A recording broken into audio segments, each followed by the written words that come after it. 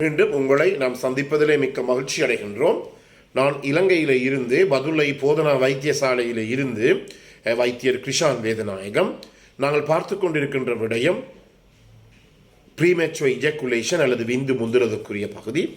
என்னோட நேரடியாக தொடர்பு கொள்ள விரும்பினால் வெளியூர் அன்பர்கள் 009477356245 மூலம் தொடர்பு கொள்ள முடியும். வாட்ஸ்அப் மூலமாகவும் தொடர்பு கொள்ள முடியும். உள்ளூர் அன்பர்கள் 0777356245.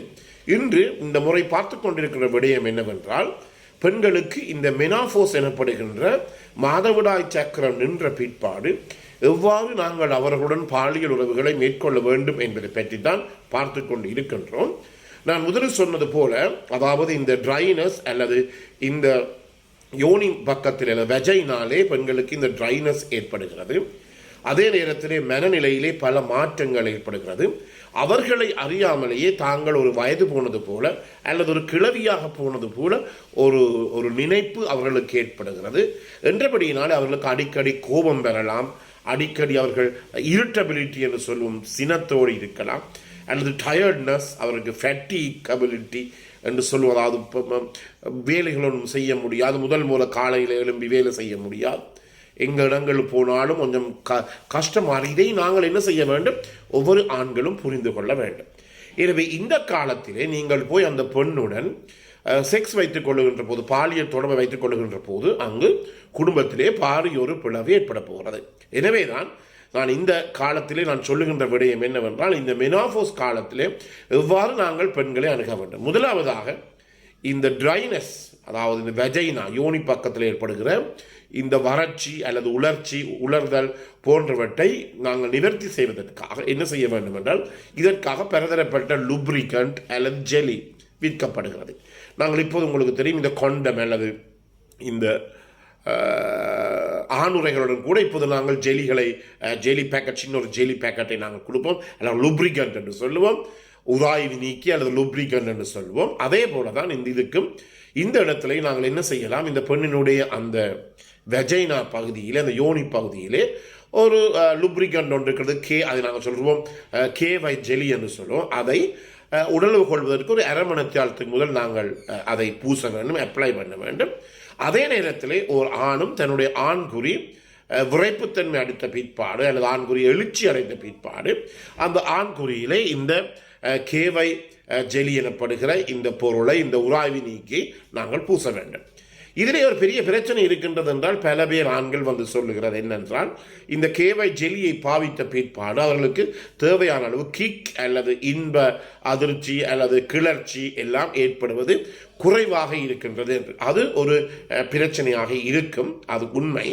என்றாலும் கூட நாங்கள் என்ன செய்ய வேண்டும், இந்த காலப்பகுதியில், அதாவது இந்த மாதவிடாய் நிற்கின்ற இந்த வெனோஃபஸ் காலப்பகுதியிலே இன்னும் கூட போய் நாங்கள் பெண்களுக்கு கரைச்சலை கொடுப்போமாக இருந்தால் அந்த இடத்தில் என்ன ஏற்படும் என்றால், பாரியதுனா குடும்ப புரள்வு ஏற்படும். உங்களுக்கு தெரியும், இலங்கையில் இருந்து வருகின்ற செய்திகளை எல்லாம் நீங்கள் பார்த்து கொண்டிருக்கலாம். இந்த பாலியல் ரீதியான பிரச்சனைகள், செக்ஷுவல் ப்ராப்ளம், தன்னுடைய மனைவியையே கழுத்தை வெட்டி தலையுடன் ஒரு காவல்துறை போலீஸ் ஸ்டேஷனுக்கு சென்ற நிகழ்ச்சியெல்லாம் நேற்று முந்தநாத்து இலங்கையிலே மிக பிரபலியமாக பதிவாகியது. அதே நேரத்தில் என்னுடன் இருக்கின்ற மற்ற மொழி பேசுகின்ற வைத்தியர்கள் கூட சொன்னார்கள், தாங்கள் நினைத்தார்களாம் எங்களுடைய மக்கள், தமிழ் மக்கள் கலாச்சாரம் அதுகள் இதுகள் என்று இருப்பவர்கள், அதுக்கு ஒரு விதமான சம்பந்தமும் கிடையாது. இந்த செக்ஸுக்கும் கலாச்சாரத்துக்கும் மதத்துக்கும் ஒரு விதமான சம்பந்தமும் கிடையாது. உதாரணமாக, ஒரு யானைக்கு முன்னாலே போய் நின்று நீங்கள் எந்த மதம் என்றாலும் அடிக்கிற யானை அடிக்கின்றான். அதே போலதான் செக்ஷுவல் லைஃப், பாலியல் வாழ்க்கை. எனவே பல பேர், உங்களுக்கு தெரியாது, இந்த நிகழ்ச்சியை கேட்டு பல பேர் எனக்கு ஆதரவுகளை தெரிவித்துக் கொண்டிருக்கிறார்கள். எனவே தன்னுடைய மனைவியை, அந்த மனைவி அதுவும் முக்கியமாக கர்ப்பம் தரித்திருக்கிறாள். பெரிய கவலைக்குரியவருடைய அவர் 2 மாதம் பிரெக்னண்டாக இருக்கிறார். அவருடைய தலையை துண்டித்து அந்த தலையுடன் போய் காவல்துறை நிலையத்திலே, போலீஸ் ஸ்டேஷனிலே சரணடைகின்ற கணவனை நாங்கள் 2 நாட்களுக்கு முதல் இலங்கையிலே கண்டோம். எனவே இதுதான் இந்த பிரச்சனை. எனவே மிக முக்கியமாக இந்த குடும்ப உறவுகளை பாதிக்கப்பட விடாதீர்கள். நேற்று கூட நான் ஒரு பாடசாலைக்கு சென்று ஒரு நிகழ்ச்சியை நடத்தினேன். அந்த நிகழ்ச்சியிலே கருத்து கொண்டிருக்கின்ற போது ஒரு பெண்ணிடம் கேட்டு வெளிநாட்டிலே உங்களுடைய அம்மாமார் இருக்கிறார்கள் கை உயர்த்தினேன். பிறகு அந்த பெண் இந்த நிகழ்ச்சி முடிந்த பிற்பாடு என்னுடன் தனிமையில் வந்து கதைத்தார். என்ன ஐயா, எனக்கு சரியான குடும்பத்திலே சரியான பிரச்சனையாக இருக்கின்றது. என்னுடைய அப்பா இன்னும் ஒரு அயல் வீட்டு பெண்ணை இரவிலே கொண்டு வந்து வைத்து அவருடன் பாலியல் ரீதியாக தொடர்புகளை வைத்துக் கொள்கிறார்கள். எனவே இந்த பாலியல் ரீதியான பிரச்சனை எல்லா சமூகம், எல்லா இனம், எல்லா சமய மக்களுக்கும் ஒரு பொதுவானது. எனவேதான் நாங்கள் இந்த நிகழ்ச்சி உங்களுக்கு நடத்தி கொண்டு இருக்கிறோம். எனவே இந்த மெனாஃபோஸ் காலத்தில் நீங்கள் பெண்களினுடைய மனநிலையை, அந்த எரிச்சல் அடைகின்ற, சினம் அடைகின்ற, ஃபேட்டிகபிலிட்டி களைப்படைகின்ற மனநிலையை நீங்கள் புரிந்து கொள்ளாவிட்டால் அந்த இடத்திலே அங்கு ஒரு பாரதூரமான குடும்ப பிறகு ஏற்படும். எனவே கேவை ஜெலியை பாவியுங்கள். அதன் பிற்பாடு என்ன செய்ய வேண்டும்? நீங்கள் இந்த கேவை செடியை நீங்கள் நிப்பாட்டலாம். ஆனால் எங்களோட இன்னும் ஒன்று சொல்ல வேணும், இதில் ஒரு சுவாரஸ்யமான விஷயம் ஒன்றை சொல்ல வேணும். எங்களுடைய ஆண்கள் என்ன இருக்கிறார்கள், நாங்கள் சொல்லுவோம், இந்த பாலியல் ரீதியான செக்ஷுவலி டிரான்ஸ்மிட் டிசீஸை எவ்வாறு நாங்கள் கட்டுப்படுத்துவது, அந்த பாலியல் ரீதியான பாலியல் நோய்களை நாங்கள் கட்டுப்படுத்துவது கட்டாயமாக இந்த கொண்டம் பாவிக்க வேண்டும், ஆணுரை பாவிக்க வேண்டும். ஆனால் கூடுதலான ஆண்கள் வந்து என்ன சொல்வார்கள், ஐயா ஆணுரையை நாங்கள் பாவித்து ஒரு பெண்ணுடன் செக்ஸ் வைத்துக் கொண்டால், பாலியல் உறவை வைத்துக் கொண்டால் இது எப்படி இருக்கிறது என்றால் ரெயின் கோட்டை போட்டுக்கொண்டு குளிப்பது போல இருக்கிறதுன்னு சொல்லுவாங்க. ரெயின் கோட்டை போட்டுக்கொண்டு குளிக்கிறது போல இருக்கிறதாம் அவர்களுக்கு. பரவாயில்லை, நான் சொல்கிறேன் பரவாயில்லை. ஆனால் அவர் ரெயின்கோட்டை போட்டு குளித்தாலும் பரவாயில்லை, உங்களுக்கு பாலியல் ரீதியான நோய்கள் அல்லது HIV எய்ட்ஸ் எனப்படுகிற நோய் தொற்றுமாக இருந்தால் அதன் பிற்பாடு உங்களுக்கு தெரியும் ரெயின்கோட் முக்கியமா அல்லது குளிப்பது முக்கியமா என்று. அதே போலத்தான் இங்கும் என்ன, இந்த கேவை ஜெலியிலும் அதான் பிரச்சனை.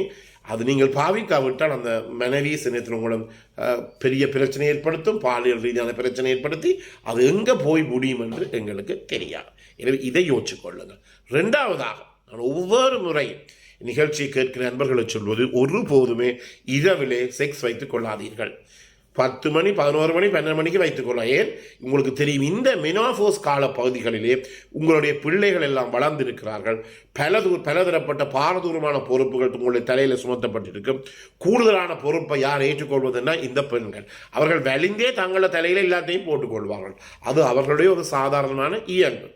அது வைத்தியர்களாக இருக்கலாம், ஏதாவது இருக்கலாம். வைத்தியசாலையில் கூட பெண் வைத்தியர்கள் தங்களுடைய உடலில் எல்லா வேலைகளையும் தாங்களாக எடுத்து செய்து கொண்டிருப்பார்கள். அதே போல தான் வீட்டில் பல பொறுப்புகளை இந்த பெண்கள் தங்களுடைய தலையிலே போர்த்தி கொள்வார்கள்.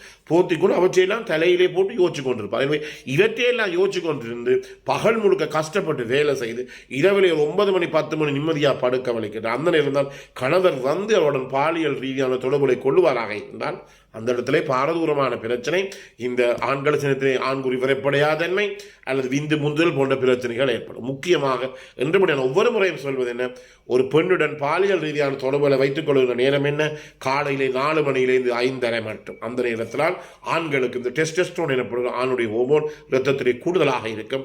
பெண்களும் கூட இரவில் நல்லா நித்திரை கொண்டு நல்லா ரிலாக்ஸ்டாக இருப்பார்கள். அந்த நேரத்தில் நீங்கள் வைத்துக் கொள்ளலாம். அதே நேரத்தில் பகல் நேரங்களிலும் கூட இதை வைத்துக் கொள்ளலாம். எனவே இதை நீங்கள் கவனித்துக் கொள்ளுங்கள். எனவே இந்த நிகழ்ச்சி உங்களுக்கு பிடித்திருந்தால் இதை லைக் பண்ணலாம், ஷேர் பண்ணலாம், மற்றவர்கள் கட்டாயமாக நீங்கள் அறிமுகப்படுத்துங்கள். மறக்காமல் இந்த பெல் சைனை மணி சின்னத்தை அமர்த்தி சப்ஸ்கிரைப் பண்ணுங்கள். பிறந்திருக்கின்ற நாள் உங்கள் அனைவருக்கும் இனிய நாளாக அமைய அனைவருக்கும் பொதுவான வேண்டி விடை பெறுகிறேன். நன்றி, வணக்கம்.